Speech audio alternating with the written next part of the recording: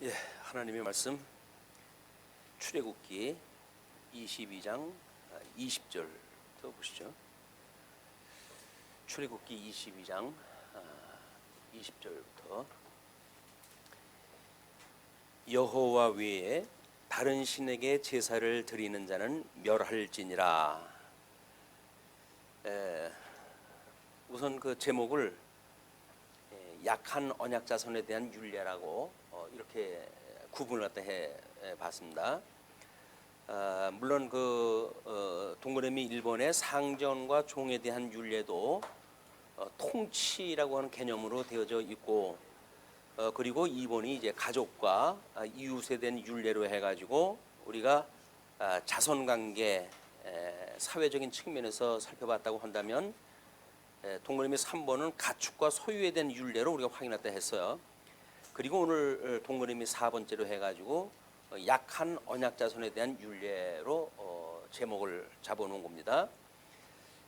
어떻게 보게 되면 우리가 소유에 대한 이런 것 때문에 우리가 약하다 이런 쪽으로 볼 수가 있으니까, 우리 동그라미 3번에 연결되어져 있는 그런 그 부분으로 봐도 될 거라고 보여집니다.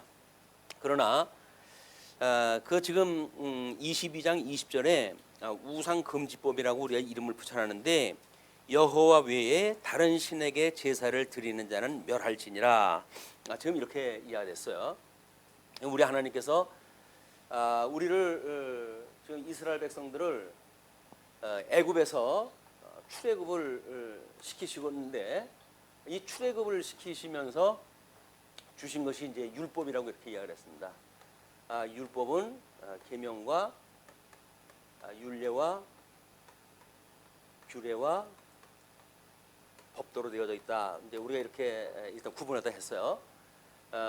그런 그 가운데 지금 율례 부분인데, 율례 부분은 이 모법 가운데 지금 이제 우리 율례로 이렇게 구분이 되어진 겁니다. 십계명에. 그러면 그 계명이 우리가 위로는 하나님을 사랑하고 이웃을 내 몸같이 사랑하라라고 하는 그 계명이 대강령으로 되어져 있단 말이에요. 모든 율법의 대강령이기 때문에 위로 하나님을 사랑하라고 하는 대신 계명과, 그러면 이웃을 내 몸같이 사랑하라고 하는 대인 이 계명으로 해야죠. 이제 크게 양분이 되어지는데, 대신 계명이라고 한다면 우리가 오전에도 그렇게 이야기했지만 성부 하나님에 대한 또 성자 하나님에 대한 또 성령 하나님에 대한 삼위일체 하나님에 대한 그 이야기입니다. 우리 하나님에 대한 율법이다라고 하는 그 이야기는 삼위일체 하나님에 대한 그 율법인 거예요. 우리 삼위일체 하나님에 대한 것이 삼위일체론이 이제 까다롭다 복잡하다 해가지고 설명이 그렇게 되질 않습니다. 않고 있는데, 삼위일체 하나님을 빼놓고 우리 이야기할 것이 없어요. 그래서 사도신경도 천지를 만드시는 하나님 아버지를 믿사오며 그의 독생자 예수 그리스도를 믿사오며 또 성령을 믿사오니 해가지고 삼위일체 하나님에 대한 신앙 고백으로 이게 되어져 있거든요. 성경도 이렇게 되어져 있어요. 구약 성경과 신약 성경을 전부 합쳤을 때 언약대로 이루시는 성부 하나님, 그리고 언약대로 오셨던 그 예수님이 우리 복음서에서 언약을 하시고 서신서를 통해 가지고 이루심으로 해가지고 우리 신약 성경의 전체가 성자 하나님에 대한 이야기고, 그 성자 하나님이 천상 사역 승천하셔가지고 보내신 성령의 사역이 주님의 몸된 교회를 세우고 성도들로 하여금 주님의 몸된 교회의 성도로서 살아가는 이런 그 하나님의 사역을 소개를 한 겁니다. 그러니까 결국은 삼위일체 하나님이라고 하는 우리들의 그 이야기는 성경 전체에 대한 구조예요, 이게. 그래서 칼빈이 그 강령을 쓸 때에도 칼빈 강요를 쓸 때에도 이거 논리대로 한 거야. 성부 하나님, 성자 하나님, 성령 하나님의 논리로 했고, 우리가 교회 신학에서 신론이라든가 기독론이라든가 성령론을 통해 뭐 구원론이라든가 아니면 이제 성부 하나님께서 창조하셨던 그 내용 중에 우리 인간에 대한 문제가 있기 때문에 인간론이라든가 교회론이라든가 하는 것이 결국은 삼위일체 하나님에 대한 구체적인 신학의 영역입니다. 우리 삼위일체 하나님을 어떻게 이해하는가에 대해서는 압축적으로 사도신경에서 이것이 우리가 고백이 되어져 있죠. 이건 사도신경에 우리가 소개되어진 또 우리가 믿는다고 고백하는 삼위일체 하나님이 과연 어떤 분인가? 이거는 성경 전체를 연구하면서 계속 이 이야기예요, 사실. 왜냐하면 이 계명이 우리 예수 그리스도에 대한 이야기인데, 법이라고 하는 것이 바로 나는 길이요 진리요 생명이라고 했던 예수 그리스도에 대한 이야기 아닙니까? 그러니까 결국은 성경 전체가 그 예수 그리스도에 대한 이야기고, 그 예수 그리스도를 보내신 분, 또 예수께서 보내신 성령분 해가지고 우리 성령 하나님은 누구로부터 말미암지도 않고 누구로부터 나오지도 않고, 그리고 성자 하나님은 영원히 성부 하나님으로부터 출생한 바가 되어졌고, 성령 하나님은 성부 하나님과 성자 하나님으로부터 영원히 발출하시는 분이다 라고 해가지고 우리 삼일체를 단어적으로 해가지고 그렇게 정리가 되어져 있어요. 그것이 성경 전체의 원리라는 겁니다. 우리 하나님은 원래 한 분이신 하나님이에요. 누구로부터 나오신 분도 아니고 누구로부터 출생하신 분도 아닌 자존하시는 그런 그 하나님이기 때문에 우리 성부 하나님이 나 외에 다른 신을 두지 말라는 거예요. 이제 하나님 한 분밖에 없는 거니까. 우리가 신존재라고 하는 이 문제에 들어가게 되면 하나님은 오직 하나님 한 분밖에 안 계신 겁니다. 하나님 이외에 다른 신이 없어요. 그 신을 섬기지 말라는 거거든요. 그런데 이렇게 신이 존재하신다고 하는 그런 하나님이 영원히 성자 하나님을 출생을 갖다 시키셔가지고 구약의 언약을 이루심으로 해가지고 언약대로 이루시는 섭리를 하시는데, 언약대로 이루시는 섭리를 갖다 하시는데, 이 섭리가 우리의 살아계시는 이 하나님으로 말미암아 영광의 본체가 된다고 이렇게 이야기를 했거든요. 그럼 영광의 본체 되시는 이 하나님이 성자 하나님을 보내가지고 지금 영광의 광채로 해가지고 계시를 갖다 하신단 말이에요. 이 계시되어지는 것이 우리가 영광의 광채라 이렇게 이야기를 하는 겁니다. 왜 예수님을 영광의 광채라고 그러는가? 이 영원하신 하나님께서 성자 하나님을 보내주셔가지고 이 양대 언약을 하시고 양대 언약을 이루심으로 해가지고 하나님의 크나큰 영광의 광채로 발현되어지는 것, 보여주시는 것. 하나님의 영광이 이 땅에 임하였고 하는 그것이 예수님이 육신의 몸을 입고 이 땅에 오신 그런 그 모습을 그렇게 이야기를 하는 겁니다. 그러니까 예수님이 이 땅에 오셨다. 이제 영원하신 그 하나님께서 말씀이 육신이 되어가지고 이 땅에 왔다라고 하는 그런 그 이야기가 결국은 영광의 광채로 해가지고 하나님이 어떠한 분인가를 보여주시는 거란 말이에요. 이걸 이제 우리가 중보자라고 이렇게 이야기하는 그것이, 우리는 죄악으로 해가지고 하나님에 대하여 눈이 먼 사람들이기 때문에 하나님께서 중보자를 보내주셔가지고 우리를 구원해서 감겼던 눈을 열어주시고 닫혔던 우리의 귀를 열어주셔가지고 하나님이 어떠한 분인가를 우리들한테 보여주신 분이 이분이란 말이에요. 중보자 되신 이 분에 대한 것을 성령 하나님께서 이걸 깨닫게 하시는 일을 갖다 이분이 하시잖아요. 이거는 우리 그 인식, 신존재라고 한다면 이게 인식이라고 이렇게 존재론, 인식론. 그래서 우리가 이 성자 하나님이 우리 성부 하나님이 보내신 언약대로 이루셨다라고 하는 것이 지금 이 계명을 이루는 일이기 때문에, 언약대로 이루시는 그 계명을 이루시는 일이기 때문에 이분이 하나님의 사랑을 십자가상에서 확증했다 이렇게 이야기를 하는 겁니다. 예수 그리스도가 십자가상에서 하나님의 사랑을 확정을 했으니까 이분 안에 함께 산다는 이 사람들은 결국은 사랑하면서 살아가는 관계가 되어지는 거야. 이 대인관계라고 하는 것은 결국은 성도들 간의 사랑을 가지고 이 대인관계를 갖다가 지금 하도록 하는 것이 계명으로 보여준 대인계명에 대한 이야기입니다. 그러면 우리 십자가상에서 우리 하나님께서 우리 사랑하신 이 사랑을 확증을 갖다 했는데, 이 확증되어진 우리들이 성령 하나님의 은혜 가지고 이걸 이제 인식으로 하면서 살아가잖아요. 그러면 우리가 어떻게 이 사랑을 하면서 살아갈 것인가라고 하는 것을 이 세상 속에서 가치라고 이렇게 이야기해요. 가치. 사랑을 하면서 살아가는 것이 가치로운 일이란 말이야. 그래서 우리가 존재론, 인식론, 가치론, 이것이 결국은 교회 신학의 전체적인 또 세 주제예요. 신론에 대한 걸 우리가 이제 서론 부분에서 우리가 이제 뭐 이 인식론에 대한 걸 공부를 하다 하지요. 또 서론 부분에서 이 성경에 대한 그 내용을 공부를 갖다 하거든요. 진리 인식의 도구가 되어진 이걸 공부를 갖다 하고, 그리고 본격적으로 이제 신론에 들어가가지고 이 두 개가 기초되어 가지고 이 살아계신 하나님에 대한 본체를 우리가 설명을 할 수가 있을 정도로 이걸 보게 되어지는 거예요. 우리 하나님이 어떠한 분이다라고 하는 것을 우리 말로 고백할 수 있을 만큼 이 존재가 이게 가능하다. 그래서 우리 하나님과 영원한 이 하나님 앞에 우리가 영원히 존재할 수 있다라고 하는 새로운 피조물이 되어졌다는 이야기는 우리 이 하나님이 살아계시다고 하는 것이 믿어지지 않는 한 불가능한 거야. 그러니까 하나님이 살아계시다고 하는 것이 믿어져야 2015년 우리가 살아왔잖아요. 뭐 살아온 거는 각자가 다 살아왔기 때문에 각자의 경험 세계에 다 있어요. 2015년 나는 어떻게 살았고 뭘 했고 뭐 이런 게 다 남아져 있거든요. 근데 2016년은 사실은 우리들한테 미지의 세계입니다. 누군도 가본 사람이 없어요. 2016년은. 그렇다고 한다면 우리가 미지의 세계를 살아갈 거 아니에요. 2016년에. 이스라엘 백성들이 광야에서 그 하나님의 인도함을 체험하고 체득하고 살아갔던 사람들이 미지의 땅, 가나안 땅에 들어가게 되어질 때 미지의 땅이에요. 거기는 누구도 경험하지 못했던 땅입니다. 그걸 하나님의 여호수아를 후계자로 삼으셔가지고 여기를 이제 집어넣으시는 거야. 그 여호수아로 하여금 너는 담대하라. 내가 모세와 함께 했던 것처럼 너와 함께 할 거야. 이렇게 이야기를 하잖아요. 이 영존하시는 하나님이기 때문에 이제 금년 2016년도 이분이 우리하고 함께 오신다는 겁니다.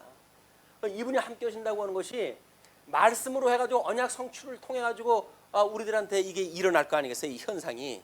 그거를 성령께서 말씀을 깨닫게 하시고, 그리고 우리 뭐 나름대로 말씀을 사모하는 마음을 주어가지고 우리 주님이 어떻게 해가시는지, 우리들에게 향하신 사랑이 어떤지 큰지 이런 걸 깨닫고 감히 가치를 실험해서 살아가게 되어지는 거다. 예, 세상에 살아가는 이유가 이거 아니겠어요?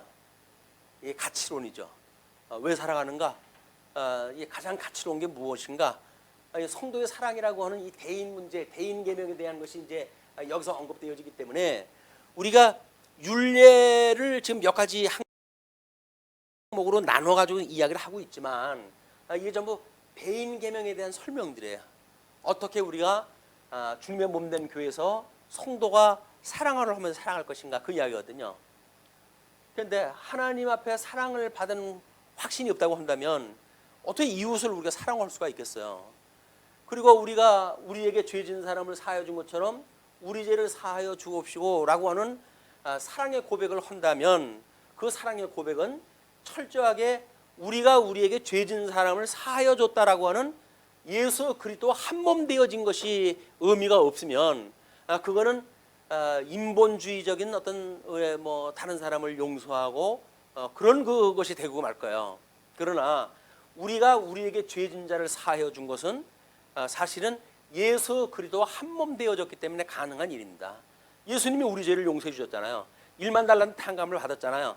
탕감을 받았다고 믿어지는 것만큼 우리는 지체를 용서할 수가 있으니까 우리가 그렇게 용서를 갖다 합니다. 그렇게 주님께서 하셨던 역사의 사역을, 섭리의 사역을 제가 믿습니다. 그러니 내가 혹 죄를 진다고 하더라도 그 죄를 용서해 주세요 라고 하는 이야기예요. 왜? 우리는 온전히 쓴 것도 아니고 이룬 것도 아니잖아요.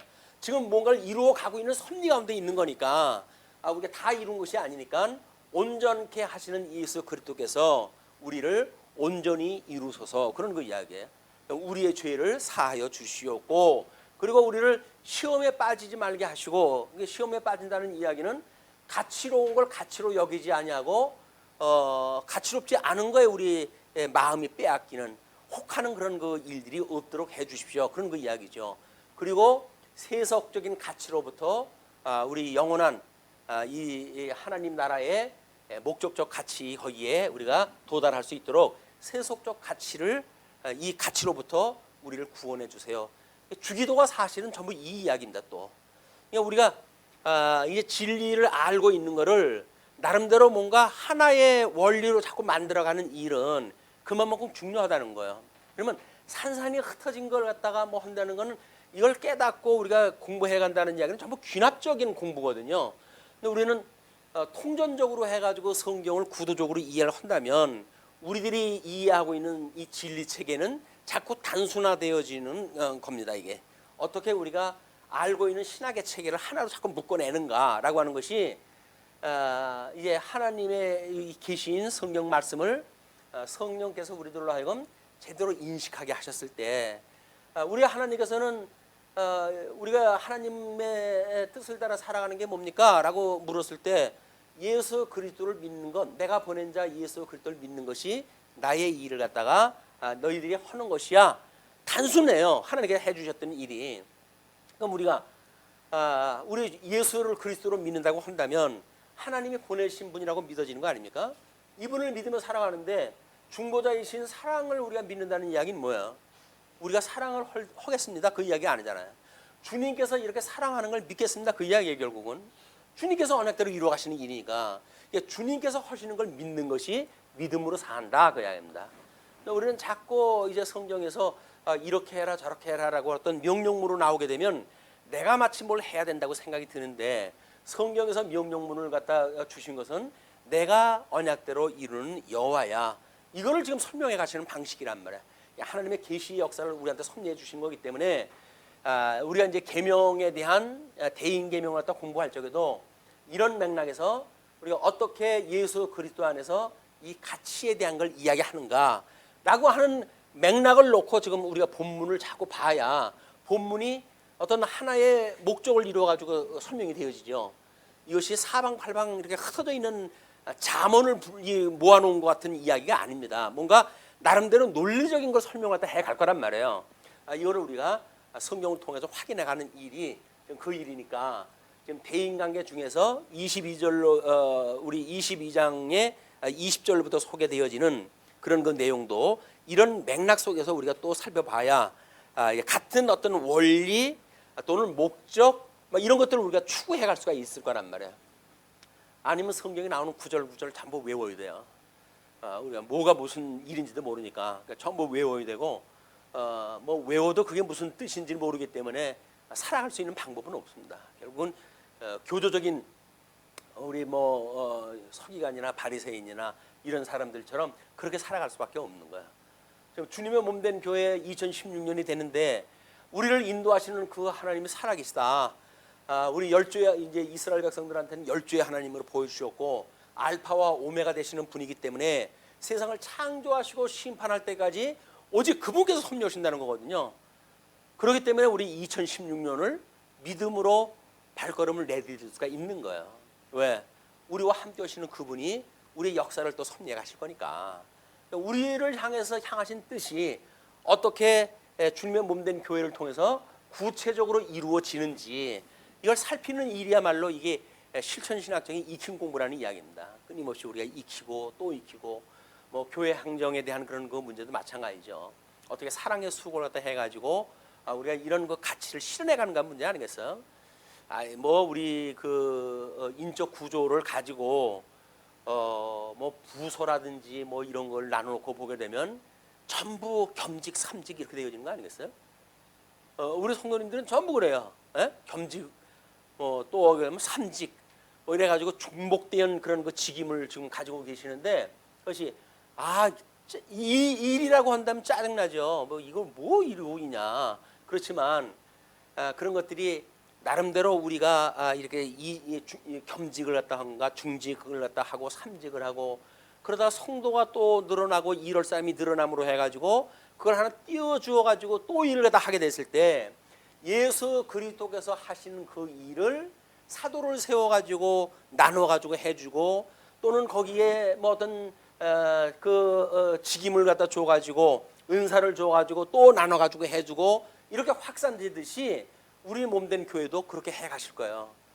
그게 우리 몸으로부터 뭔가 이렇게 찢어져 가지고 뭘 띄워줄 수 있는 진리체계가 있어야 보람이 있죠. 내가 이렇게 수고하고 땀 흘려 가지고 만든 그런 그 제도를 나름대로 나눠줄 때 그걸 우리가 물려줄 때 얼마나 보람되겠어요. 근데 한 것도 없이 뭐 그냥 우리가 세상 살다 보게 되면 교회 생활을 하는 건지 뭘 하는 건지 몰라요. 그럼 뭐 교회 생활 덜레덜레 왔다 갔다 하고 말씀을 안다고 그러는데 하나도 어떤 이런 가치적인 그런 그 입장에서 공감이 되지 않는다고 한다면 이게 관념적인 공부를 갖다 하고 많은 겁니다. 아니면 행동이 나왔다고 한다면 그건 율법적인 행위가 나오는 것뿐이고, 우리가 어떻게 살아있는 하나님과 공존하는 이런 마음을 갖는가, 예수 그리스도 안에서 하나의 지체로서의 유기적인 그런 감각 체계를 키우는가라고 하는 문제는 뭐 맨날 이거 하다 가는 거 아닙니까? 우리가 뭐 한다고 해가지고 끝나는 것도 아니에요. 죽을 때까지 그냥 이 일을 하는 거야. 끊임없이 우리가 교류하고 교제를 나누고 거기서 사랑을 배우고 깨닫고 또 나의 실수를 또 깨닫고 하나님 앞에 고백을 갖다 하고 죄의 용서를 또 체험하고 이런 은혜의 감격을 우리가 살아가는 것이다. 혜진이가 그걸 물어보더라고요. 어른들은 어떻게 예수님을 믿는데 평생 그렇게 믿을 수가 있나요? 지는 젊은 나이에 뭐 기쁠 때도 있다가 또 금방 뭐 다른 일로 바빠가지고 또 뭐 제껴놓고 다른 일도 하고 그럴 거 아니겠어요? 근데 어른들 보면은 뭐 비가 오나 눈이 오나 그냥 1년 12달 그냥 꾸준하게 나오고 그러니까 어른들은 어떻게 이렇게 믿음을 갖다가 이렇게 꾹 붙들고 살아갈 수가 있느냐고 물어보네요. 그러니까 아이들은 지금 우리를 그런 눈으로 보고 있거든요. 믿음의 그런 그 어떤 자리에서 굳게 예수 그리스도의 반석 위에 우리가 집을 짓고 꾸준하게 살아가는 사람으로 우리 젊은 사람들을 우리 보고 있어요. 근데 우리가 휘청거리고 뭐 오늘 반석에서 뛰어내리고 이렇게 한다고 한다면 아이들이 크게 착각을 하는 거죠. 우리 엄마 그렇게 안 봤더니 뭐 이렇게 되어질 거란 말이에요. 우리 믿음의 후배들에게 어떻게 본된 삶을 보여주는가라고 하는 문제는 일단 우리가 흔들리지 않는 거죠. 2015년에 우리와 함께했던 하나님께서 2016년도 우리와 함께 하신다. 이걸 우리가 여기서 깨닫고 배우고 이렇게 되는 한 해가 됐으면 이제 좋겠다라는 생각과 함께 여호와 외에 다른 신에게 제사를 드리지 말라고 그러니까 이게 성부 하나님에 대한 이야기 아닙니까? 나 외에 다른 신을 두지 말라는 거예요 지금. 왜? 삼위일체 하나님은 이건 유일하신 하나님이지 다른 신이 있을 수가 없어요. 그럼 우리가 삼위일체 하나님을 믿는다는 이야기는 다른 하나님의 이름을 부르지 않습니다. 그러니까 나 외에 다른 신에게 제사를 드리는 자는 멸할지니라. 하나님께서 죽여버리겠대요.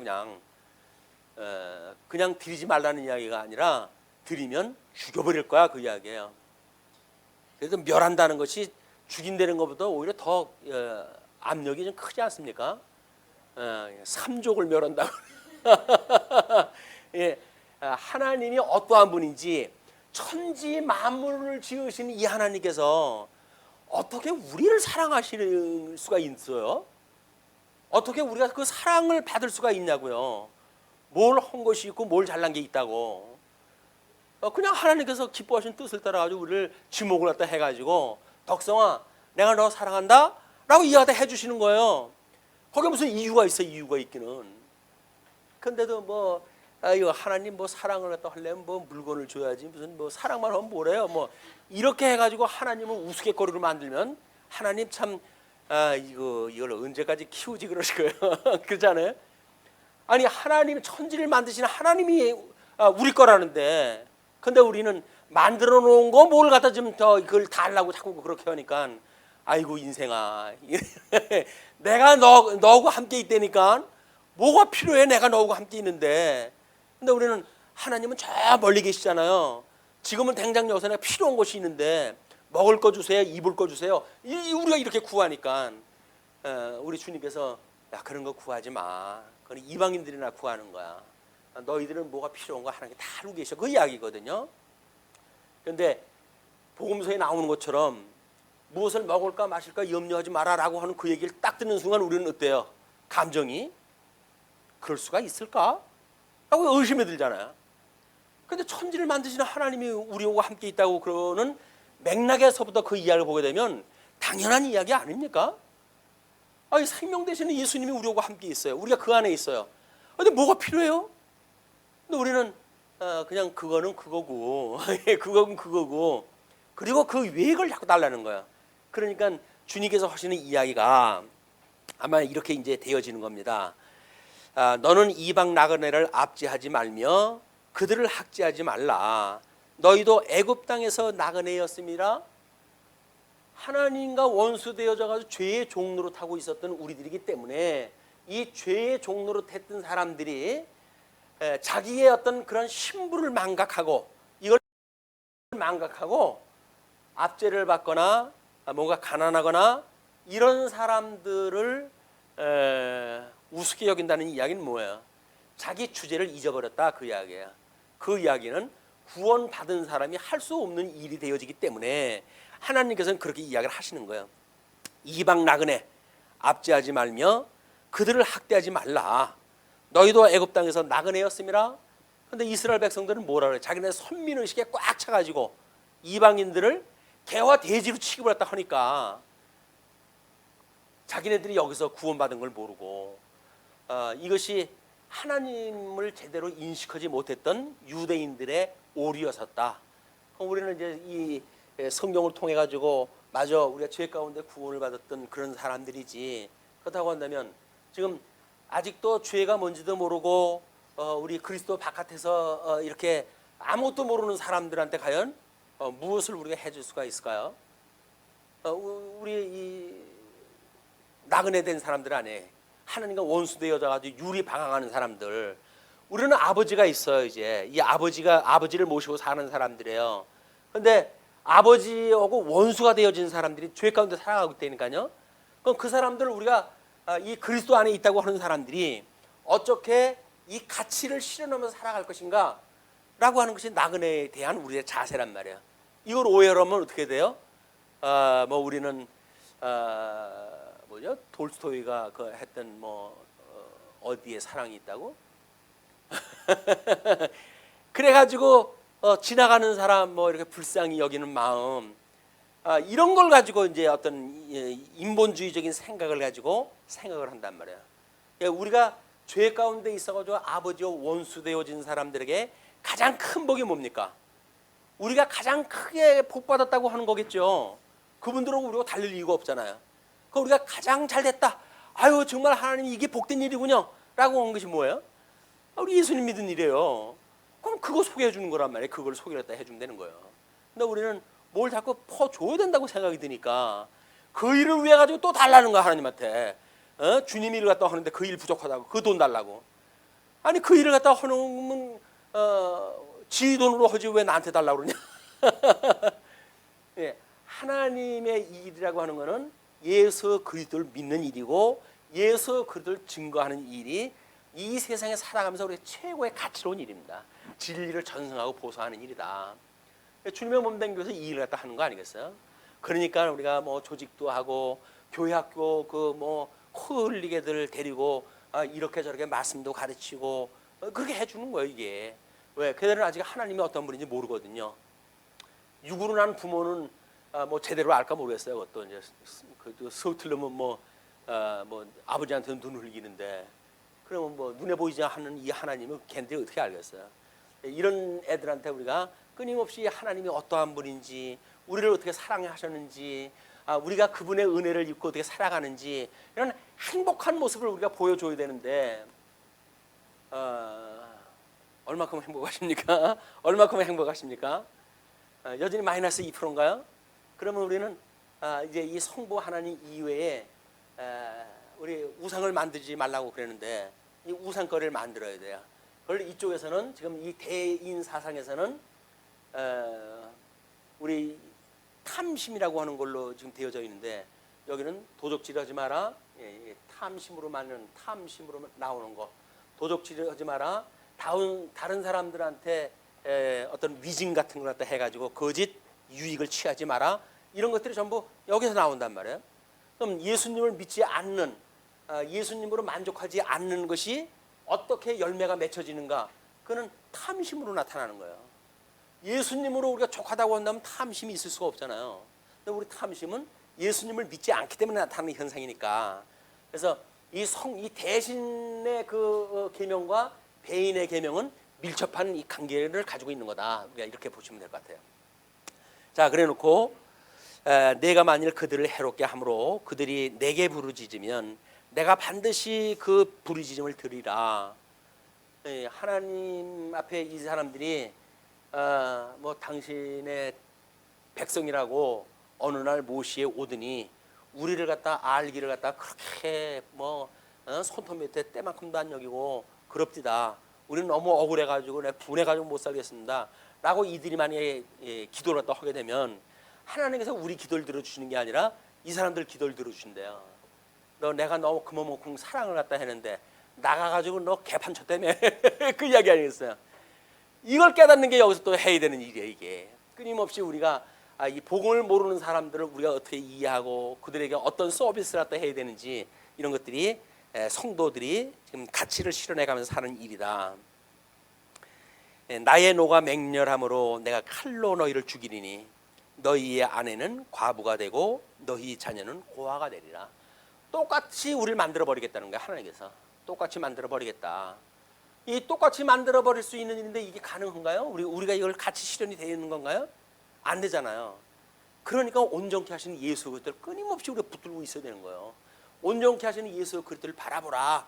이분께서 그렇게 해간다는 거예요. 이게 이거서 안 되는데 그럼 어떡하라고요? 안 되는데 나보고 안 되는 뭐 내가 뭐 해달라고 그랬어요? 뭐 했어요? 어떡하라고요?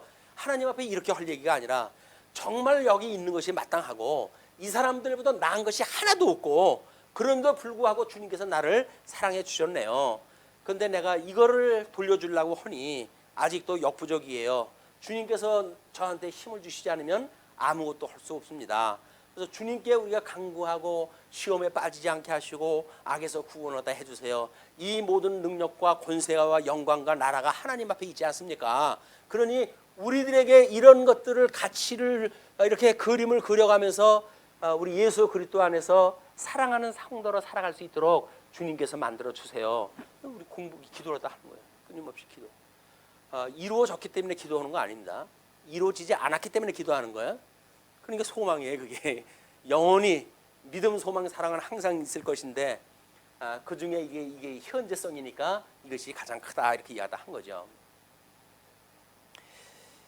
자, 25절서부터 이제 내가 만일 너와 함께한 내 백성 중에서 가난한 자에게 돈을 구워주면 너는 그에게 채권자 같이 하지 말며 이자를 받지 말 것이며 내가 만일 이웃의 옷을 전당 잤거든 해가 지기 전에 그에게 돌려보내라. 이제 이런 데서 뭐 이자 문제가 나오고 종교 개혁 이전까지만 하더라도 그래서 이자 문제라든지 이런 것들이 금기시 됐어요. 그런데 종교 개혁자 칼빈이 이 이자 문제를 공론화를 갖다 했고 성경적으로 우리가 안 할 이유가 없다라고 하면서부터 산업혁명과 연결이 되어져 가지고 이 문화 발전이 이렇게 되어진 겁니다. 금융문화라고 하는 것이 이 성경 해석을 어떻게 하는가에 따라 달라지는 거예요. 그게 그러니까는 우리가 지금 뭐 우리나라에 일본 큰 손이 들어와 가지고 대부업을 갖다 하고 있잖아요. 그 전부 깡패들이 가지고 있는 돈들이거든요. 그게 우리나라 들어와 가지고 이제 돈이 없어 가지고 정말 급전을 빌려 써야 되는 사람들 그런 사람들을 상대로 해가지고 돈을 빌려주는 거예요. 그 이야기는 뭐예요? 그 이상의 거를 빼간다는 이야기 아닙니까? 이게 이자의 문제라니까요. 그 이자 문제가 이제 우리나라의 법적으로 해가지고 합법적으로 되어져 있어요. 그러면 우리 이 이자 내는 그 문제가 법적으로 되어져 있는데 그렇다고 한다면 우리는 이거 합법 아니에요. 돈놀이 하고 그러는 거 다 합법 아니에요. 근데 뭐 왜 이런 걸 귀찮게 이렇게 만들어 놓습니까? 그 사람들한테 뭐 돈을 구워주면 뭐 채권자 같이 하지 말고 이자를 받지 말고 이런 이야기를 둬가지고 있습니까? 세상법은 합법적인데 어떻게 하실까요 이제? 그래서 이 합법으로 가장한 우리 하나님 앞에서의 불법 이걸 우리가 예민하게 이걸 분석을 해내지 않으면 우리는 세상의 합법이라고 하는 걸로 해가지고 얼마나 세속적인 삶을 사는지 몰라요. 이게 세상에서 합법이라는데 뭐 문제예요? 세상에서 불법이라고 하는 뭐 도로교통법 이런 거는 우리가 벌금이 무서워가지고 쩔쩔매잖아요. 그러나 세상의 합법이라고만 이야기를 하게 되면 하나님 앞에서 불법에 대한 건 우리가 염려하고 사는 시대가 지금 어둠이 만연한 시대다. 모든 우리 공적 우리 문화의 활동 전부 합법적이죠. 19금으로 해가지고 통제를 갖다 해가지고 미성년자들만 보지 못하게 하는 영화를 만들어놨어요. 그럼 그거를 우리 장년들이 보게 되면 합법입니까? 불법입니까? 세상법은 합법인 거예요.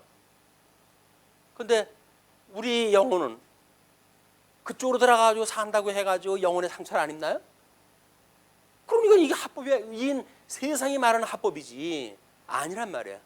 이 성경에서 말하는 합법이 아니란 말이에요. 그래서 이런 거 문화라고 하는 이것이 이제 결국 사단이 문화를 타고 문화를 중심으로 해가지고 교회를 공격하기 시작하는 거예요. 그게 신비주의라고 하는 함정입니다. 합법이에요. 문화로 뭐 그 정도로 해가지고 비트 그 정도 빠른 걸로 하는 거 누구든지 뭐 그 정도 할 수가 있어요. 그런데 그 노래로 하게 되면 수소폭탄 이북에서 했다 그러니까 우리나라에서는 어떻게 지금 대응을 하고 있죠? 유행가 틀어주는 거야. 유행가 틀어주는 거야. 아이러니하긴 해요. 옛날 2차 세계대전 때 독일은 전차를 가지고 전쟁을 하고 있는데 이 연합군들은 백마를 타고 멋있게 진열을 갖다 꾸리고 나를 따르라 하고 이제 이렇게 됐어요. 그러니까는 기마병을 가지고 전쟁을 하는 팀하고 현대 기계를 만들어 가지고 전쟁 기구를 만들어 가지고 싸우는 팀하고 싸움 자체가 안 되는 거 아닙니까 이게. 근데도 아주 낭만적이잖아요. 백마를 타고 긴 차를 옆에 긴 칼을 옆에 차고. 그러니까 마치 중세기 때는 물론 멋있었어요. 뭐 그렇게 해가지고 멋있었지만 이 현대 무기가 등장을 하고서부터는 아무짝에도 쓸데없는 아무짝에도 뭐 10m 내로 뭐 접근도 안 돼. 뭐 총으로 한번 쏴버리면 그게 끝나버리니까. 근데 우리가 수소폭탄이라고 하는 뭐 세계의 2개 나라밖에 가지고 있지 않다고 그렇게 이야기를 하던데 그걸 개발했다고 그러니까는 여기서 유행가를 틀어줘가지고 대응을 한다는 이야기가 언뜻 그게 연상이 되더라고요. 이게 뭔 일? 아니 수소폭탄이라고 어마어마한 무기를 갖다 개발을 했다 어쨌다 하고 그러는데 여기서 노래가락 들려줘가지고 과연 이게 뭘 하자는 얘기인가? 물론 뭐 심리전으로 해가지고 무슨 효과가 있을지는 모르겠어요. 그거는. 그러나 어떤 현대 무기라고 하는 그런 맥락에서 봤을 때는 참 조금은 허황된 그런 어떤 그림이 그려져가지고 좀 혼란스럽습니다.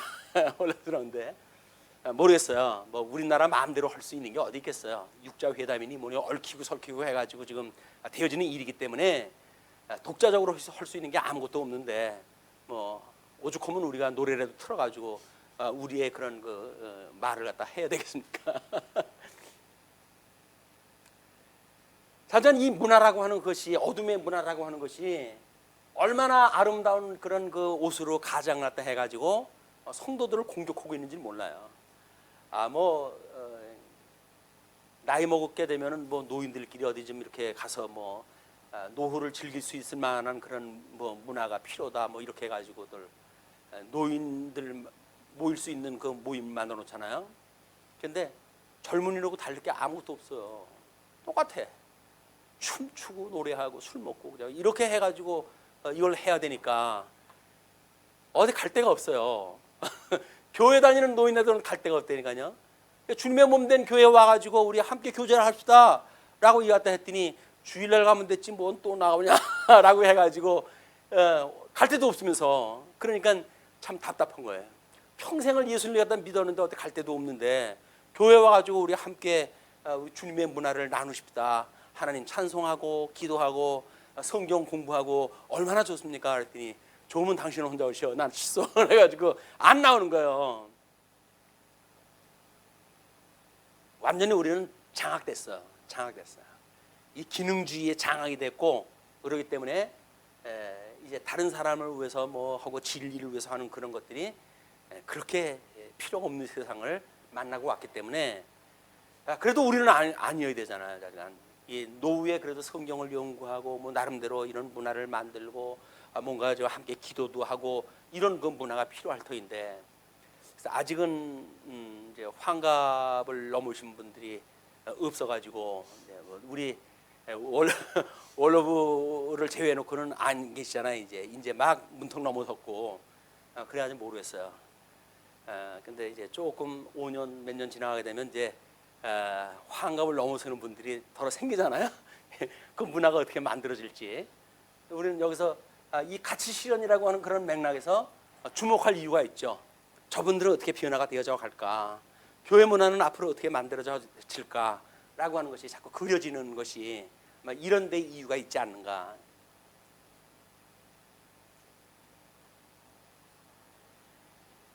성도대학에서 공부할 때라든지 이제 우리 오후 시간에 뭐 출애굽기 공부했다 하는데 성경 내용을 공부하는 걸로 친다고 한다면 뭐 그렇게 쓸데없는 얘기가 많냐. 성경 내용이나 이거 뭐 풀어가지고 가르쳐 주면 되지.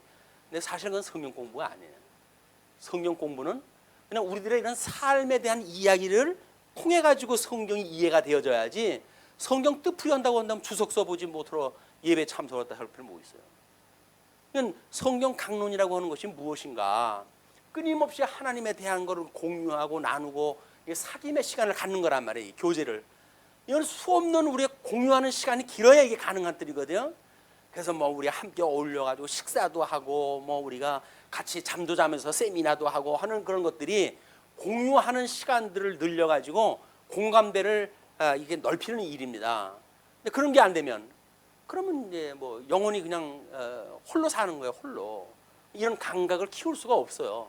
지체라서 오른손이 왼손을 하고 같이 사는데 왼손이 어떤 아픔이 있는지 애로가 있는지 그것도 모르고 산다고 한다면 한 몸이랄 수가 없잖아요. 이런 그 문제를 우리는 교제라고 하는 걸 통해서 이것이 이루어지고 그 교제를 통해서 우리 주님이 어떤 분인가를 깨닫게 되어지는 매우 중요한 일이기 때문에 성도들의 교제는 끊임없이 이런 말씀을 나누는 시간들이 필요하다. 그걸 우리가 뭐 성찬이네 애찬이네 하는 걸로 해야지 식사로 이제 대표적으로 이야기를 하지요. 그러나 말씀을 나누는 것이 진짜 성찬 아니겠어요? 말씀을 나누는 것이 중요하다.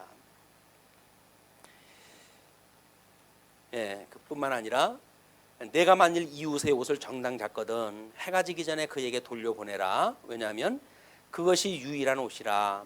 그것이 그의 알몸을 가릴 옷인즉 그가 무엇을 입고 자겠느냐. 그가 내게 부르짖으면 내가 들으리니 나는 자비로운 자임이라. 뭐 돈 빌려줄 적에는 우리가 아쉬운 사람한테 빌려준 거 아니겠어요? 아쉬운 건데 나중엔 누가 갑이 돼버리는 거예요. 빌려간 사람이 갑이 된다니까요. 왜? 나는 돈이 없어요. 나한테 자비를 베푸소서. 이제 그럴 거 아니겠어요. 자비 같은 소리 하네 라고 해가지고 큰 소리를 쳤다?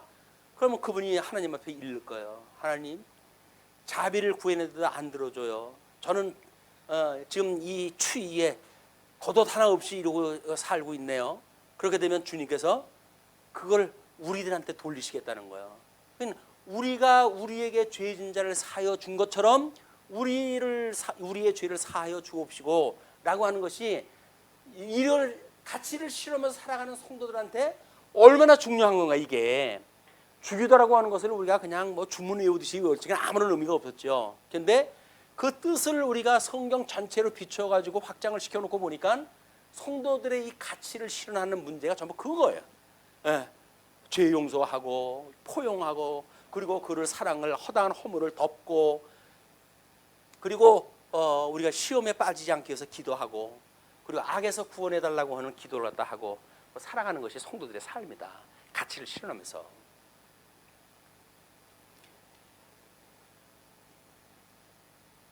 그런데 이자 받는 거는 무섭죠.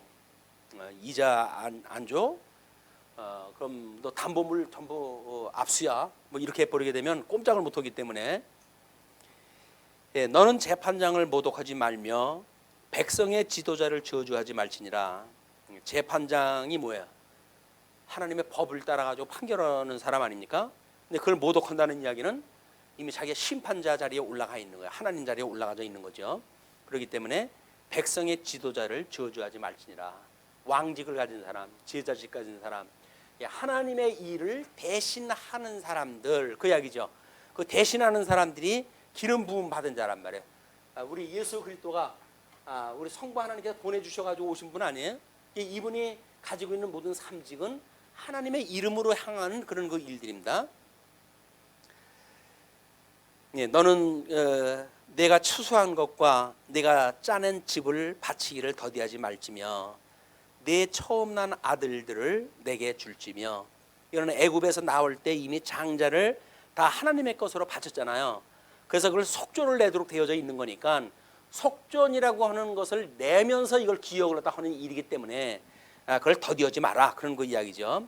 또 하나님 앞에 추수한 것, 짜낸 집 뭐 이런 거 바치기를 뭐 10개를 거뒀는데 하나를 바쳐야 될 거 아니에요. 11조니까. 근데 그거를 9개가 될 때까지 기다렸다가 뭐 바친다든가, 이거 꼼수를 두지 말라. 하나님 앞에 이것이 정말 이게 하나님께로부터 말미암은 거예요. 모든 것이 주께로 나와서 주로 말미암고 주께로 돌아가는 겁니다 라고 찬양으로 바로 돌려드려야 되는 건데, 그거를 내가 조금 좀 누리고 적당히 누리다가 생각나면 이거 하나님 거 돌려드릴게요 라고 하는 일은 하나님 기뻐하시지 않는다, 그 얘기죠. 우리가 하나님의 뜻을 분별한다는 이야기는 모든 게 주께로 나왔다고 하는 걸 고백하는 일입니다. 나의 생명도 마찬가지고 내가 가지고 있는 모든 소유도 마찬가지고, 이것이 우리 이 실존이라고 하는 건 하나님 한 분밖에 없잖아요. 실존하시는 하나님께서 천지를 만드셨고 그 천지가 이 땅에서 하늘에서 이루어진 것처럼 이 땅에서 이루어지는 거니까 이 땅에서 이루어지는 모든 것들은 하나님, 살아계신 하나님이 만드신 거예요. 그러니까 그분 거로 우리가 인정하는 일이야말로 삼일체 하나님을 고백을 딱 하는 일이다. 그걸 뭐 문자적으로 해가지고 성부 하나님 뭐 누구로부터 나오지도 않았고 뭐 해가지고 그 어떤 삼일체에 기록되어져 있는 내용을 외우는 것이 아니라 여기서 삼일체 하나님에 대한 속성을 우리가 깨달아가는 일이다. 그리고 내 소와 양도 그와 같이 하되 그와 같이는 바치기를 더디하지 말며, 그 이야기죠. 여드레 만에 내게 줄지니라. 그래서 불결한 시간이 끝나고 바로 하나님 앞에 바치도록 이렇게 되어져 있습니다. 너희는 내게 거룩한 사람이 될지니 들에서 짐승에게 찢긴 동물의 고기를 먹지 말고 그것을 개에게 던질지니라. 거룩한 사람이 되라고 이야기해서 구별되어진 사람, 그런 사람들은 들에서 짐승에게 찢긴 동물의 고기는 먹지 말랍니다. 짐승들이나 먹을 그런 걸 갖다 먹지 말라는 거야.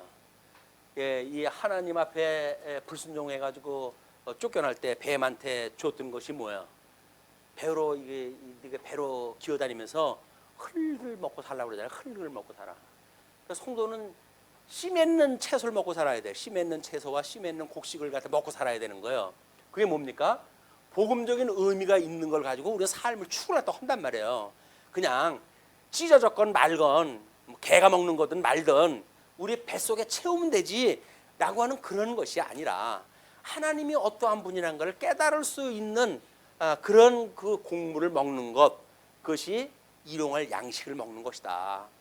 배 채우는 것이 아니라 일용할 양식을 우리한테 끊임없이 일용할 양식을 주시오고 라는 이야기는 우리의 삶, 여기서 살아가는 모든 삶을 통해 가지고 우리의 하나님이 어떠한 분인가를 깨달을 수 있는 그런 또 씨앗이 되어져서 그 씨앗을 먹고 성장하는 우리들이 그걸 버리게 되면 다른 사람들이 그게 또 이제 거름이 되어지고 또 씨앗이 맺어가지고 또 이제 번창되어질 거 아닙니까? 끊임없이 번창되어지는 그런 시스템으로 되어져 있다 이게. 그게 믿어지지 않으면 대형 교회 만들어 놓고 아들한테 세습하지 않는다는 그런 거는 어리석은 일이에요. 세습을 해야 돼요. 이번에 뭐 그 노예에서 있던 교회 원로 목사님이 세습 안 하고 이제 이진으로 물러가셨는데 새로운 목사가 원로 목사 쫓아내고 그리고 그 교회 지가 먹으려고 그러다가 노예에서 이제 그 족발을 갖다 해가지고 재판을 걸고 그것도 안 돼가지고 세상법에 이렇게 걸고 난리가 났어요. 우리는 아까 우리 나름대로 전체가 가지고 있는 지성을 믿는다 이렇게 이야기를 했잖아요. 하나님이 말씀으로 양육하신 분들이 가지고 있는 지성의 문제, 하나님을 아는 그런 가치를 가지고 있는 사람들이 일을 갖다 해가는 것하고, 그걸 모르는 사람들이 기능 중심으로 해가지고 이러는 건 천지 차이인 거예요. 우리가 이걸 여기서 숙달이 되지 않으면 뭐 사단이 났을 때 어떻게 할까요? 어떤 일이 벌어졌다. 그럼 바로 세상 원리를 가지고 싸운다니까요. 너 나가라. 내가 왜 나가냐, 네가 나가라. 뭐 해가지고 종주목되고 싸울 수밖에 없는 거예요. 교회에서 그런다니까요. 다른 데서 하는 게 아니라 교회에서. 어제까지 형제요, 자매요, 뭐 장로님, 권사님, 목사님 이렇게 하시던 분들이 하루아침에 그냥 돌아서 가지고 눈을 흘리고 다니고, 저 인간 내가 안 보면 내가 살 텐데 뭐 하면서 저주로만 살아가는 것이, 이게 여기서 배웠던 사람들이 할 일은 아니잖아요. 그다음 뭘 했길래 우리가 이런 게 훈련이 안 됐을까요? 세속적인 걸 그냥 보고 배운 거예요. 그리고 말씀은 그냥 머릿속으로 공부만 하고 갔으니까 이게 체득되질 않았단 말이에요. 우리 이 몸으로 체득되질 않았어요. 말씀이 우리들의 인격화되질 않았으니까, 말씀이 운동력에 의해 가지고 이렇게 실현되어지지 않으니까 그냥 세속적인 거 그냥 가지고 살아갔던 것이 그냥 고발되는 거예요. 그래가지고 기능적으로만 따져가지고 뭐 네가 옳으냐 내가 옳으냐 해가지고 이렇게 일이 끝나고 만다.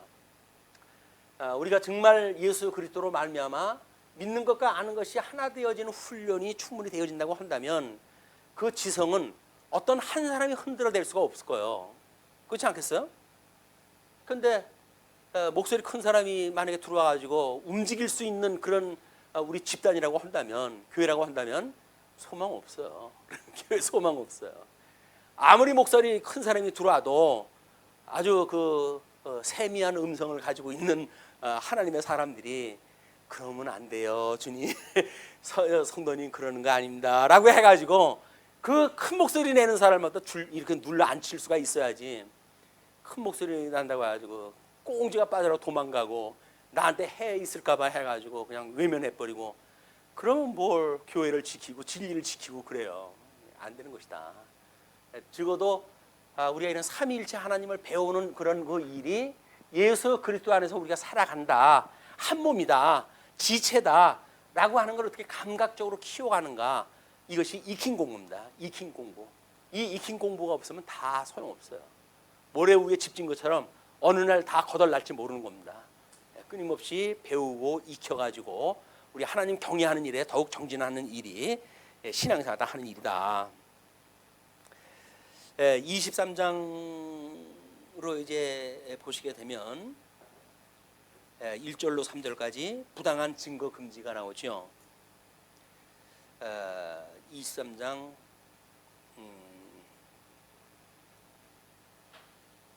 뭐 피곤하신 것 같으니까 일단 22장으로 마무리하죠.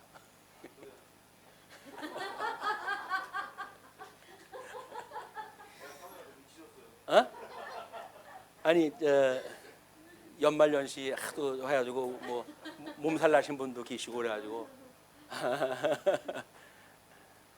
기도하시겠습니다.